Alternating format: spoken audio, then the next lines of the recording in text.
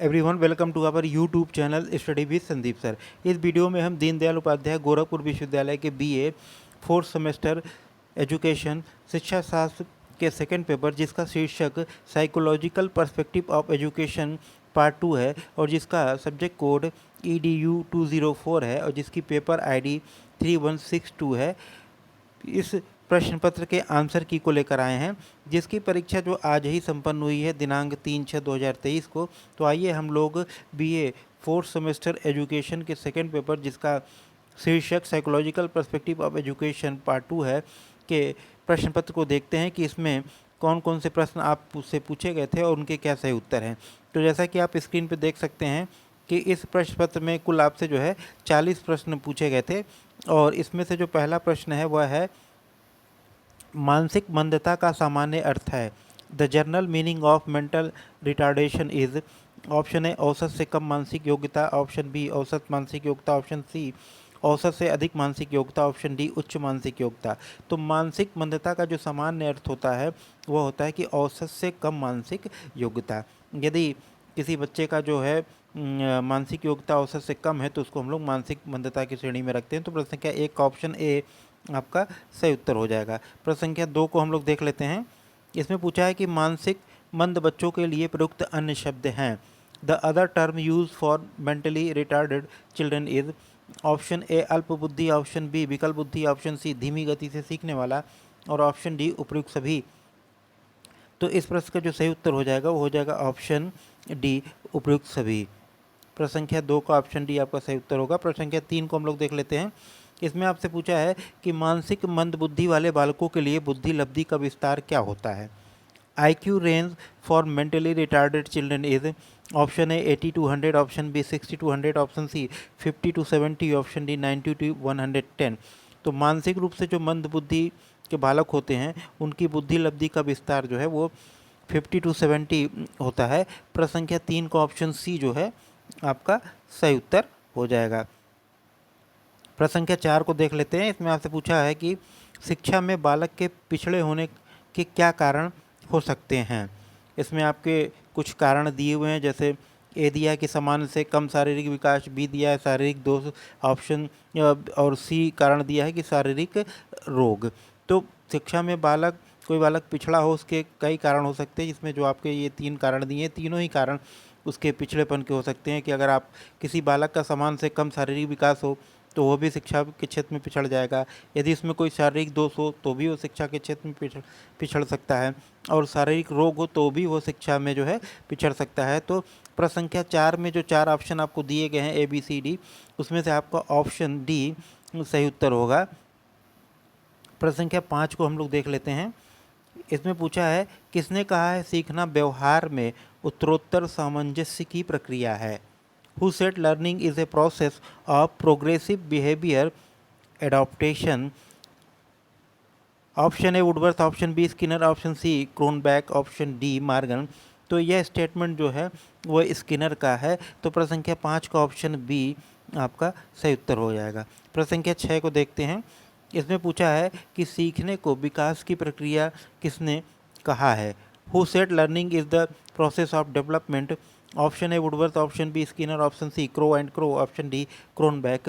तो सीखने को विकास की प्रक्रिया वुडवर्थ ने कहा है। तो प्रश्न संख्या 6 का ऑप्शन ए आपका सही उत्तर हो जाएगा। प्रश्न संख्या 7 को हम लोग देख लेते हैं। इसमें पूछा है कि सीखने के उद्देश्य का अर्थ है। Learning objectives means. Option A दिया है कि अधिगम अनुभव, लर्निंग एक्सपीरियंस, ऑप्शन बी संक्षिप्त परिणाम, कंसाइज आउटकम, ऑप्शन सी दिया है कि शैक्षिक उपलब्धि, एकेडमिक अचीवमेंट, ऑप्शन डी दिया है कि लक्षित सीखने के परिणाम। तो इस प्रश्न का जो सही उत्तर होगा वो होगा ऑप्शन बी संक्षिप्त परिणाम। प्रश्न संख्या 7 का ऑप्शन बी आपका सही उत्तर हो जाएगा। प्रश्न संख्या 8 को हम लोग देख लेते हैं। इसमें आपसे पूछा गया है कि सीखने का एक बहुत ही उपयोगी सिद्धांत यह है कि एक नई प्रतिक्रिया को मजबूत किया जा सकता है। A very useful principle of learning is that a new response is strengthened by option A पुनर्बलन या reinforcement, ऑप्शन बी विभेदक उद्दीपन discriminative stimulus, option C punishment, option D feedback. तो इस प्रश्न का जो सही उत्तर होगा वो होगा ऑप्शन डी प्रतिपुष्टि या फीडबैक। प्रश्न संख्या 8 का ऑप्शन डी आपका सही उत्तर हो जाएगा। प्रश्न संख्या 9 को देखते हैं। इसमें आपसे पूछा है कि प्रशिक्षण द्वारा व्यवहार को ठीक करने की प्रक्रिया के रूप में क्या माना गया है। What has been considered as a process of correcting behavior by training? Option A शिक्षण, ऑप्शन बी अधिगम, ऑप्शन सी प्रेरणा, ऑप्शन डी निर्देश। तो इस प्रश्न का जो सही उत्तर होगा वो ऑप्शन बी अधिगम या लर्निंग। प्रश्न संख्या 10 को देखते हैं। इसमें आपसे पूछा है कि एक कक्ष में विविध विद्यार्थियों के लिए सर्वाधिक प्रेरक और अर्थपूर्ण अधिगम कार्य है। The most motivating and meaningful learning task for diverse student in a classroom is. Option है कि बिल्कुल चुनौतीपूर्ण नहीं है, ऑप्शन बी है कि जो मध्यम रूप से चुनौतीपूर्ण है, ऑप्शन सी है कि अत्यधिक चुनौतीपूर्ण है, ऑप्शन डी दोहराव एवं उबाऊ है। तो एक कक्षा में जो विविध विद्यार्थियों के लिए सर्वाधिक प्रेरक और अर्थपूर्ण अधिगम कार्य अत्यधिक चुनौतीपूर्ण होता है। तो प्रश्न संख्या 10 का ऑप्शन सी आपका सही उत्तर हो जाएगा। प्रश्न संख्या 11 को हम लोग देखते हैं। इसमें पूछा है कि बच्चे के मानसिक स्वास्थ्य को प्रभावित करने वाला कारक है या हैं ऑफ जो आपके factor which affects mental health of a child is ऑब्लिक्वार। ऑप्शन ए दिया है कि आनुवंशिक गुण जेनेटिक्स, ऑप्शन बी शारीरिक स्वास्थ्य फिजिकल हेल्थ, ऑप्शन सी शारीरिक दोष, ऑप्शन डी उपरोक्त सभी ऑल ऑफ द एबव। तो बच्चे के मानसिक स्वास्थ्य को प्रभावित करने वाले ये तीनों कारक हैं, आनुवंशिक गुण भी है, शारीरिक स्वास्थ्य भी है, शारीरिक दोष भी है। तो प्रश्न संख्या 11 का ऑप्शन डी आपका सही उत्तर हो जाएगा। प्रश्न संख्या 12 को देखते हैं। इसमें आपसे पूछा है कि यदि एक शिक्षक को कक्षा में एक समस्याग्रस्त बच्चा मिलता है तो उसे क्या करना चाहिए। If a teacher found a problematic child in the class what should he does. Option A उसे बच्चे को तुरंत घर भेज देना चाहिए, ऑप्शन बी बच्चे की उपेक्षा करनी चाहिए, ऑप्शन सी बच्चे को दंड देना चाहिए, ऑप्शन डी बच्चे को परामर्श देना चाहिए। तो यदि एक शिक्षक को कक्षा में समस्याग्रस्त बच्चा मिलता है तो उसे जो है उस बच्चे को परामर्श देना चाहिए, provide counselling to the child. प्रश्न संख्या 12 का ऑप्शन डी आपका सही उत्तर हो जाएगा। प्रश्न संख्या 13 को हम लोग देखते हैं। इसमें पूछा है कि निम्नलिखित में से कौन सी समस्या समाधान में बाधा नहीं है। Which one of following is not an obstacle in problem solving. Option A चिंता एंजाइटी, ये तो समस्या समाधान में बाधक है। ऑप्शन बी नकारात्मक मानसिक स्थिति, ये भी आपके जो समस्या समाधान में बाधक है। ऑप्शन सी अंतर्दृष्टि, ये जो है इनसाइट, ये समस्या समाधान में बाधक नहीं है। और ऑप्शन डी निराशा, ये भी समस्या समाधान में बाधक है। तो आपसे पूछा गया है कि कौन समस्या समाधान में बाधा नहीं डालता या बाधक नहीं है। तो प्रश्न संख्या 13 का ऑप्शन सी आपका सही उत्तर हो जाएगा, अंतर्दृष्टि या इनसाइट। प्रश्न संख्या 14 को हम लोग देख लेते हैं। इसमें आपसे पूछा है कि निम्न में से कौन ज्ञानात्मक पक्ष से संबंधित नहीं है। Which of the following is not related with cognition domain. Option A ज्ञान या नॉलेज, ऑप्शन बी क्रिया एप्लीकेशन, ऑप्शन सी वैल्यूइंग या मूल्य, ऑप्शन डी बोध। तो इस प्रश्न का जो सही उत्तर होगा ऑप्शन बी क्रिया एप्लीकेशन। प्रश्न संख्या 14 का ऑप्शन बी आपका सही उत्तर हो जाएगा। प्रश्न संख्या 15 को देखते हैं। इसमें आपसे पूछा है कि सांस्कृतिक अनुबंधन संबंधित है। Classical conditioning is related with. Option A Pavlov, option B Skinner, option C Thorndike, option D Kohler. तो क्लासिकल कंडीशनिंग जो है वो पैवलॉव से संबंधित है। प्रश्न संख्या 15 का ऑप्शन ए आपका सही उत्तर हो जाएगा। प्रश्न संख्या 16 को हम लोग देख लेते हैं। इसमें पूछा है कि अवलोकनात्मक अधिगम को यह भी कहते हैं। Observational learning is also known as. Option A classical conditioning, option B operant conditioning, option C modelling, option D none of these. तो प्रश्न संख्या 16 का ऑप्शन सी प्रतिरूपण या मॉडलिंग आपका सही उत्तर हो जाएगा। प्रश्न संख्या 17 को हम लोग देखते हैं। इसमें पूछा है कि मुख्य रूप से कक्षा में अनुशासन बढ़ाना चाहिए ताकि main goal to increase the discipline in the classroom is to create. Option A मैत्रीपूर्ण वातावरण में सीखने के लिए, ऑप्शन बी विद्यार्थियों के अच्छे व्यवहार के लिए, ऑप्शन सी विद्यार्थियों में स्व अनुशासन के लिए, ऑप्शन डी कक्षा में शांति और व्यवस्था के लिए। तो मुख्य रूप से कक्षा में अनुशासन इसलिए बढ़ाना चाहिए ताकि विद्यार्थियों में स्व अनुशासन की भावना पैदा हो। तो प्रश्न संख्या 17 का ऑप्शन सी आपका सही उत्तर हो जाएगा। प्रश्न संख्या 18 को देखते हैं। इसमें आपसे पूछा है कि एक कक्षा के लिए सबसे महत्वपूर्ण एक शिक्षक के लिए सबसे महत्वपूर्ण क्या है। What is the most important for a teacher?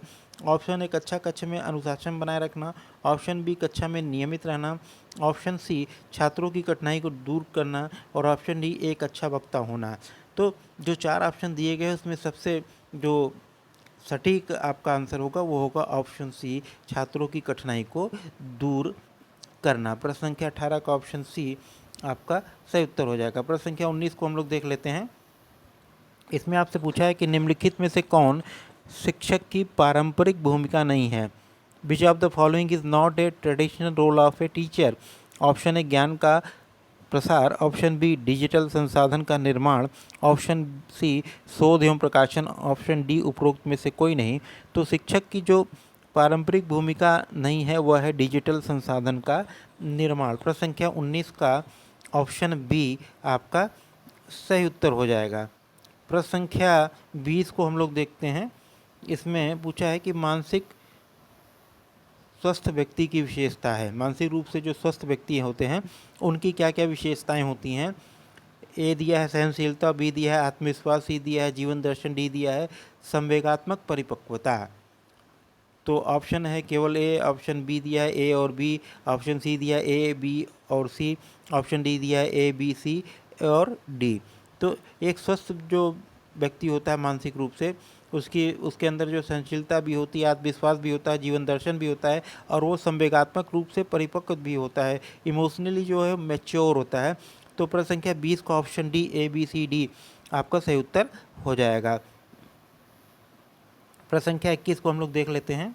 इसमें आपसे पूछा है कि मानसिक स्वास्थ्य का अर्थ है वास्तविकता के धरातल पर वातावरण से पर्याप्त सामंजस्य करने की योग्यता। यह कथन किसका है? Mental health means the ability to make adequate adjustment to the environment on the plane of reality. Who state this? Option A Crow and Crow, option B Ladell, option C Kuppuswamy, option D safer.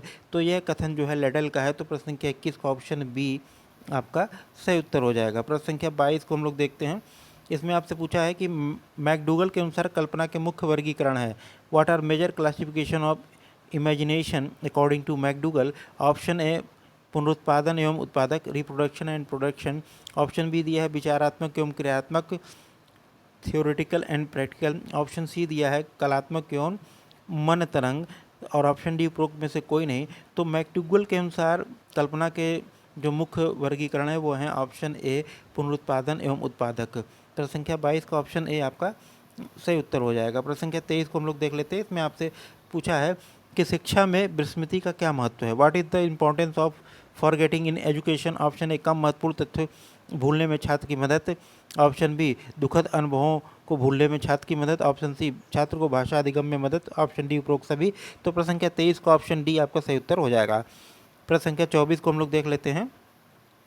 इसमें आपसे पूछा है कि सीखी हुई बात को स्मरण रखने या पुनः स्मरण करने की असफलता कहलाती है। It means failing to retain और to be able to recall what has been acquired. Option A memory, option B forgetting, option C fatigue, option D motivation. तो सीखी हुई बात को स्मरण करने या पुनः स्मरण करने की असफलता जो है वो विस्मृति या फॉरगेटिंग कहलाती है। तो प्रश्न संख्या 24 का ऑप्शन बी आपका सही उत्तर हो जाएगा। प्रश्न संख्या 25 को हम लोग देखते हैं। इसमें आपसे पूछा है कि प्रत्यय निर्माण के मुख्य स्तर क्या हैं? ए निरीक्षण, बी तुलना, सी पृथक्करण, डी सामान्यीकरण और ई परिभाषा निर्माण। तो कॉन्सेप्ट फॉर्मेशन के जो स्टेप्स हैं वो निरीक्षण, तुलना, पृथक्करण, सामान्यीकरण ये हैं। तो प्रश्न संख्या 25 का ऑप्शन सी आपका सही उत्तर हो जाएगा, ए बी सी डी। प्रश्न संख्या 26 को हम लोग देख लेते हैं। इसमें आपसे पूछा गया है कि किसी दूसरी वस्तु के बजाय एक ही वस्तु पर चेतना का केंद्रीकरण है। Option A Avdhan, option B थकान, ऑप्शन सी प्रेरणा, ऑप्शन डी आवश्यकता। तो किसी दूसरी वस्तु के बजाय एक ही वस्तु पे चेतना या केंद्रीकरण जो है उसको हम लोग अवधान या अटेंशन जो है कहते हैं। और प्रश्न संख्या 26 का ऑप्शन ए आपका सही उत्तर हो जाएगा। प्रश्न संख्या 27 को हम लोग देख लेते हैं। इसमें आपसे पूछा है कि निम्नलिखित में से कौन थकान का प्रकार है? Which among the following is the type of fatigue? Option एक शारीरिक थकान, ऑप्शन बी मानसिक थकान, ऑप्शन सी ए और बी दोनों, ऑप्शन डी न ए और न बी। तो मानसिक थकान जो शारीरिक थकान और मानसिक थकान दोनों उसके प्रकार होते हैं। तो प्रश्न संख्या 27 का ऑप्शन सी ए और बी दोनों आपका सही उत्तर हो जाएगा। प्रश्न संख्या 28 को हम लोग देख लेते हैं। इसमें आपसे पूछा गया कि निम्नलिखित में से कौन यांत्रिक आदत के अंतर्गत आते हैं? ऑप्शन ए शराब पीना, ऑप्शन बी नाखून चबाना, ऑप्शन सी प्रेम करना, ऑप्शन डी उपरोक्त में से कोई नहीं। तो ये जो है प्रश्न संख्या 28 में जो 4 आपके ऑप्शन दिए गए हैं उसमें से आपका जो सही उत्तर होगा वो होगा ऑप्शन आपका ए शराब पीना। प्रश्न संख्या 28 का ऑप्शन है आपका सही उत्तर हो जाएगा। प्रश्न संख्या 29 को हम लोग देख लेते हैं कि इसमें आपसे पूछा है कि मैस्लो के द्वारा कितने प्रकार के प्रेरकों की बात बताई गई है? ऑप्शन है 2, option B 5, option C 6, option D 8। तो मैस्लो के द्वारा प्रेरकों की 5 प्रकार बताए गए हैं। तो प्रश्न संख्या 29 का ऑप्शन बी आपका सही उत्तर हो जाएगा। प्रश्न संख्या 30 को हम लोग देख लेते हैं। इसमें आपसे पूछा है कि सकारात्मक प्रेरणा का दूसरा नाम क्या है? What is the other name of positive motivation? Option है सेल्फ मोटिवेशन, ऑप्शन बी जो आपके आंतरिक प्रेरणा, ऑप्शन सी बाह्य प्रेरणा, ऑप्शन डी तटस्थ प्रेरणा। तो सकारात्मक प्रेरणा को हम लोग आंतरिक प्रेरणा के नाम से भी जानते हैं। तो प्रश्न संख्या 30 का ऑप्शन बी आपका सही उत्तर हो जाएगा। प्रश्न संख्या 31 की ओर चलते हैं। इसमें आपसे पूछा है कि प्रेरणा का स्रोत क्या है?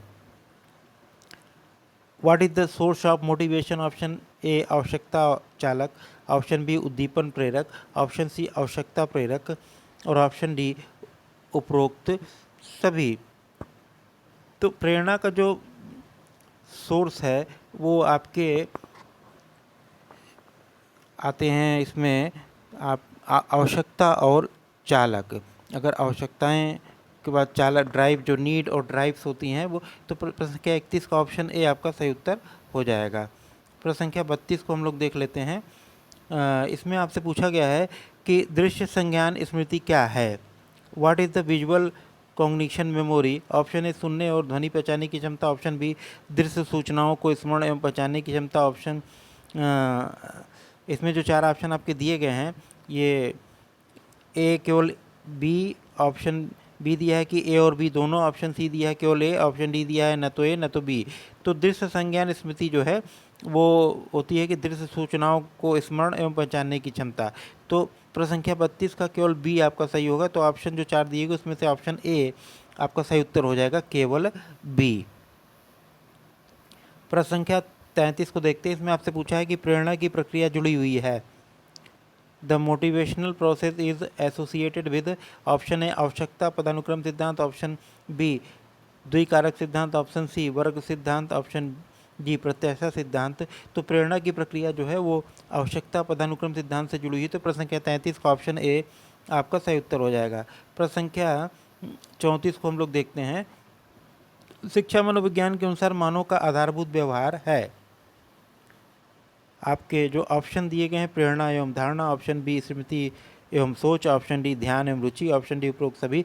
तो प्रश्न संख्या 34 का ऑप्शन डी आपका सही उत्तर हो जाएगा। प्रश्न संख्या 35 को देखते हैं। इसमें आपसे पूछा है कि विशिष्ट बालकों की श्रेणी में निम्न में से किसे सम्मिलित किया जाता है? ऑप्शन ए प्रतिभाशाली बालक गिफ्टेड चाइल्ड, ऑप्शन बी पिछड़े बालक बैकवर्ड चाइल्ड, ऑप्शन सी मंदबुद्धि बालक mentally retarded child, option D उपरोक्त सभी। तो विशिष्ट बालकों की श्रेणी में प्रतिभाशाली बालक भी आते हैं, पिछड़े बालक भी आते हैं, मंदबुद्धि बालक भी आते हैं। तो प्रश्न संख्या 35 का ऑप्शन डी आपका सही उत्तर हो जाएगा। प्रश्न संख्या 36 को देखते हैं।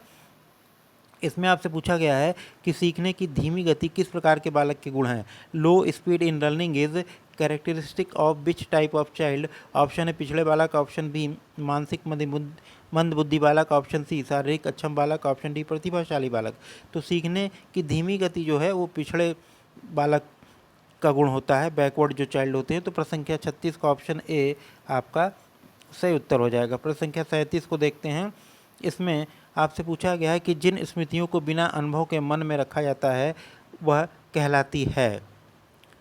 ऑप्शन ए व्यक्तिगत स्मृति, ऑप्शन बी अव्यक्तिगत स्मृति, ऑप्शन सी स्थायी स्मृति, ऑप्शन डी सक्रिय स्मृति। तो इस प्रश्न का जो सही उत्तर होगा वो होगा ऑप्शन बी अव्यक्तिगत स्मृति। प्रश्न संख्या 38 को हम लोग देख लेते हैं। इसमें आपसे पूछा गया है कि प्रतिभाशाली बालक की बुद्धि लब्धि क्या है। What is the IQ level of gifted child. Option A 100 से 110, ऑप्शन बी 80 से 110, ऑप्शन सी 130 से 170, ऑप्शन डी उपरोक्त में से कोई नहीं। तो प्रतिभाशाली बालक की जो बुद्धि लब्धि होती है वो 130 या उसके ऊपर होती है। तो प्रश्न संख्या 38 का ऑप्शन सी आपका सही उत्तर हो जाएगा। प्रश्न संख्या 39 को देख लेते हैं। 39 को इसमें आपसे पूछा है कि शिक्षकों के मानसिक स्वास्थ्य में बाधा डालने वाले कारक हैं। ऑप्शन ए आर्थिक कठिनाई, ऑप्शन बी पद की असुरक्षा, ऑप्शन सी कार्यभार, ऑप्शन डी उपरोक्त सभी। तो शिक्षकों के मानसिक स्वास्थ्य पे ये तीनों कारक प्रभाव डालते हैं, आर्थिक कठिनाई भी, पद की असुरक्षा भी, कार्यभार भी। तो प्रश्न संख्या 39 का ऑप्शन डी आपका सही उत्तर हो जाएगा। प्रश्न संख्या 40 को देख लेते हैं, जो इस प्रश्न पत्र का अंतिम प्रश्न है।